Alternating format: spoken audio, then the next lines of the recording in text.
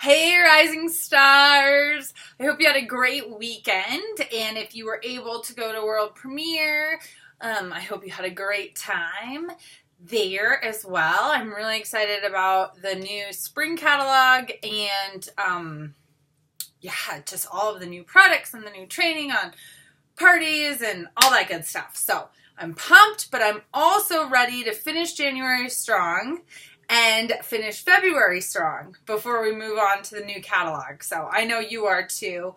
And I know many of us are still working really hard to reach our January goals.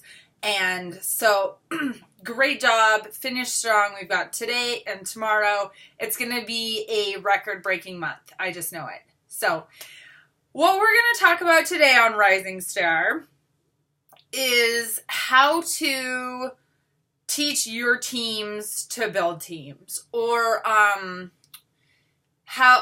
so basically how to double your team by teaching your downline to grow a downline. Because what kind of happens, and what I'm seeing happening even in with my own recruits, is that there's more first generations than second, third, and fourth generations, right?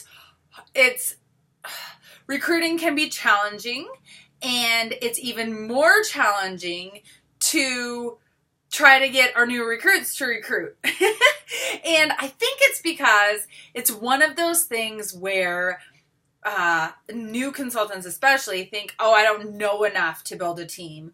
Or it's also one of those things that people don't want to come across as pushy, and they don't want to come across as, making someone feel uncomfortable by asking them to join their team. We all know that's a bunch of hogwash, right? Because it's a blessing, and we just want to share that blessing and share that opportunity. We don't want to hog it for ourselves.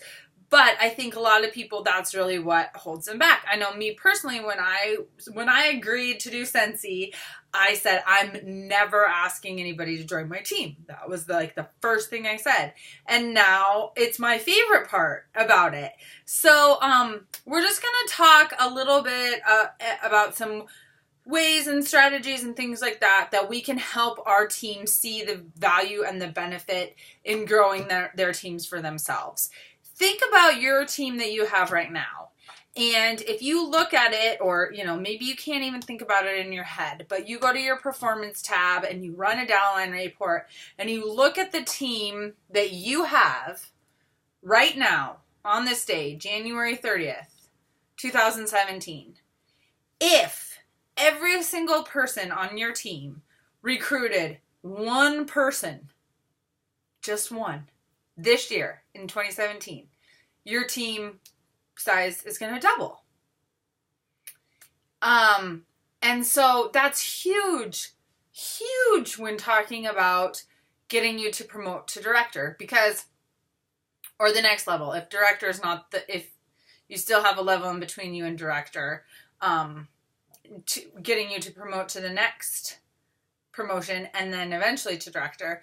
The more team size is huge, because the larger your team, the smaller number of volume each person has to personally sell.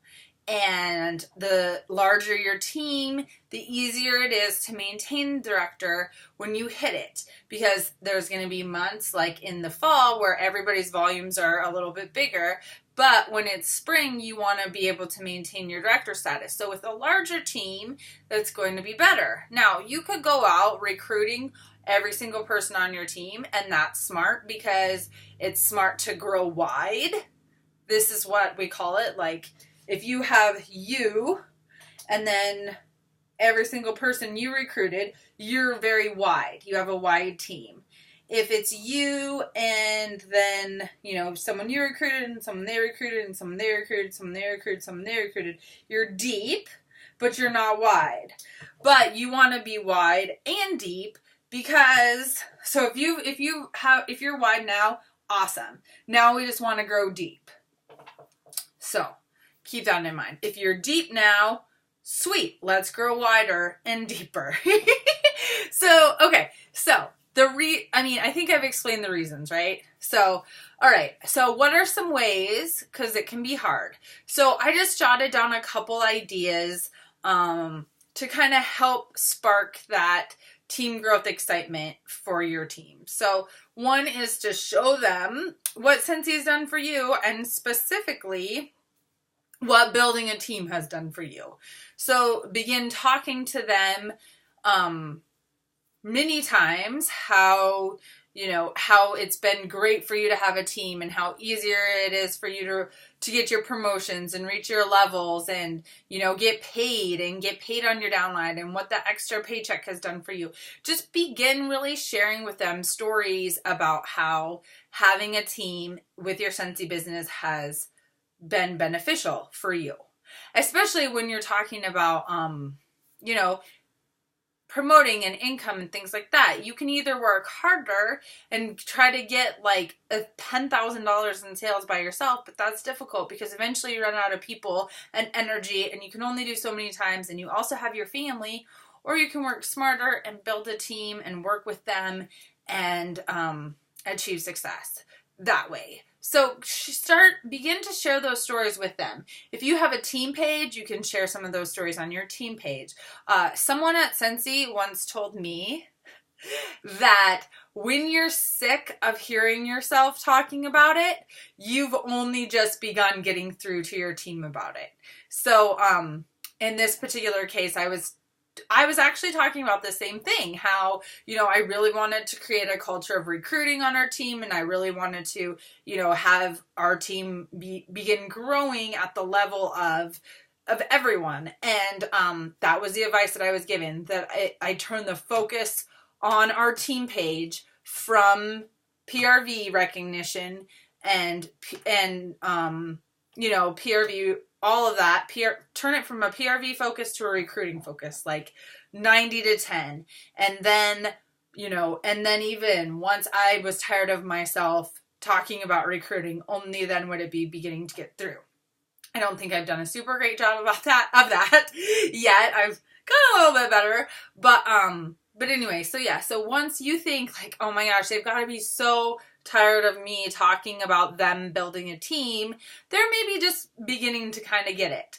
So show Scentsy videos. So those videos that we saw, the new videos that we saw this weekend at World Premiere, were awesome. I hope that those are accessible soon so we can show those to our teams. But there's even some great older YouTube videos that show the Scentsy story, show the Scentsy Commons, show Orville and Heidi, show their heart. Just share Scentsy videos so that your team really begins to identify with Scentsy, and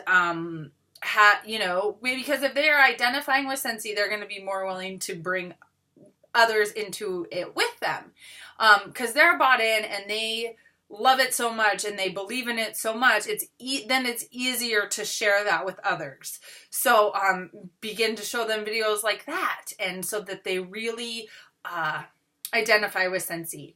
So talk about how much fun you have doing Scentsy with them as their team. And now this is something that, like, these are just ideas that I thought of to help you think of ways to help your team grow their teams. But I mean, this is something that is genuinely 100% true. I love doing Scentsy with you guys, and it wouldn't nearly be as much fun for me if I didn't have you guys to do it with. And I'm sure you're telling them that already, but if they know that, like, hey, like, it's been so much fun to do Scentsy with my mom, because we get to go to all these places together and we get to hang out and we love it and we get to talk about Scentsy, and it's absolutely amazing. Doing Scentsy with your family and your friends, it's just the absolute best. And when you share that with your team, they maybe don't want to sign up their best friend because they don't want to lose her business, when they can't see that, like, actually signing her up and doing it with her is going to be so much more fun for you guys, and they'll get business from other places, and she'll get business from other places. So anyways, share with them how much fun it is to do Scentsy with them, and how much fun it is for you to do Scentsy with your friends and your family and things like that. Just sharing those stories to begin to make them see the benefits of growing the teams themselves. The initial fear, I think, for new consultants or people who, maybe don't have a recruiting mindset or a recruiting lifestyle, is the fear that bringing people onto their team is going to cost them business.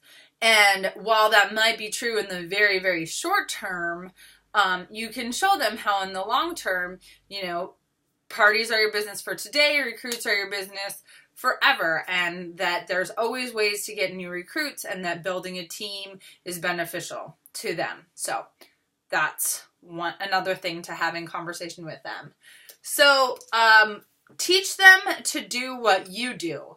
So if you are working on recruiting or you are building possibility packets for this challenge, by the way, who has handed out their 5 possibility packets that I challenge you to hand out at the beginning of the month?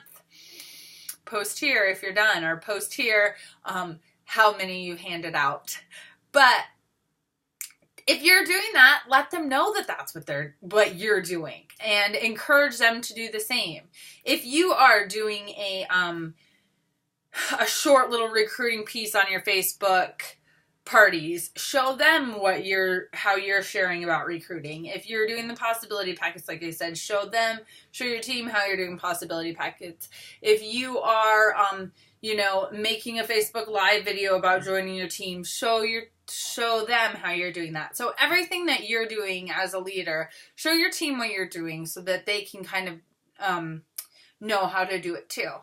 And then ask them how you can help them. So I know we talked about getting with them and talking about their why and identifying their goals and whatnot. And so hopefully during that conversation, or, maybe even this coming week, you can have a conversation with them about how you can help them. And if their goal is to build a team, or if their goal is to hit lead consultant over on our Leap to Lead program, just really asking, what can I do to help you get to lead? Are there certain things that are preventing you from getting there? And maybe it is doing those mock recruiting conversations like I posted of Mom and Valerie doing in Nashville, which, you guys, it was fun, and it's silly and it's awkward, but I promise you the practice is going to help. The more times you practice asking somebody to join your team, the easier it becomes, right? I mean, the more times you practice like getting even told no, the easier it becomes when someone tells you no. You're just like, all right, yeah, whatever, on to the next. There's enough people out there that love Scentsy. I'm not gonna let that bring me down. So practice. And if you want to practice with someone, we can practice. Let's do it. We'll get on a Zoom call and we'll practice some recruiting conversations, or have your team, they can all get on and practice recruiting conversations with you or me or whoever. So, because really practicing those conversations is going to be helpful for them and help them to realize that they can do it. And again, with that, simply letting them know that you believe in them, that they can do it, and that the benefit is going to outweigh the cost, right? The benefit the cost of asking someone and putting yourself in that position is going to be outweighed by the awesomeness of having someone on their team. So those are just some ideas to begin to teach your team to grow their teams. I hope you find them helpful. I hope that you'll put them in place, because like I said, if everybody on your team just added one new teammate this year, your team would double. That's huge. That's going to get you to director. So, anyway, that's our training for today. Go ahead and post in the comments any other ideas you have maybe on how you've shared with your team, how they can grow their teams. And, yeah, I look forward to that. I look forward to seeing how that goes, seeing how trying all of these things goes for you. And so if you want to put one of these ideas into practice and let us know how it goes, we would love that, because we're all here to learn from each other and grow with each other and cheer each other on as we work towards reaching director. So I hope you guys have a great Monday and a great end of January, and we'll talk to you soon.